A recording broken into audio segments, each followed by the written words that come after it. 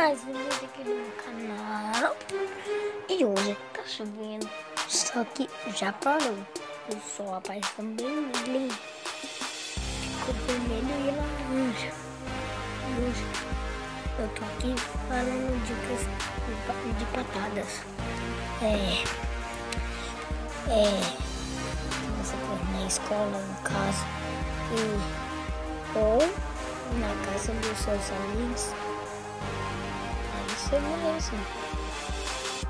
Quando uma pessoa fala assim, onde você tá? Onde você tá? Você fala, eu tô na escola estudando, não tá vendo não, o seu cabaço. Uou! Uou! Uou! Só que não fala cabaço, só fala isso. Eu falei. E outra é que quando eles não querem dar salgadinho pra gente, a gente fica pedindo muito. Então a gente fala,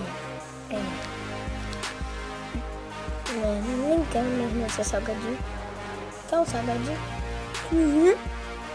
O cara fala. E a terceira, quando alguém fala pra vocês assim, que a professora que vocês falam assim, que a conversa não chegou aí. Você fala, mas eu ouvi daqui porque você tava ouvindo de lá até na sua carteira. Você deu uma patada assim, não.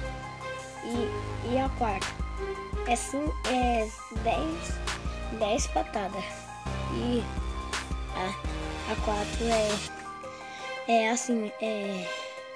a professora fala assim, menino, você vai ir pra escola pra estudar ou pra ficar conversando?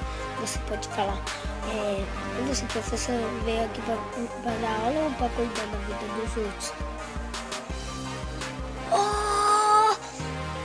Então, sexto lugar, quando alguém, vixe, não sei mais não. Aí vocês inventam uma e comente aí pra mim poder falar um monte de patada pra vocês. Falou, é nóis, de malzinho. Deixa 30 likes.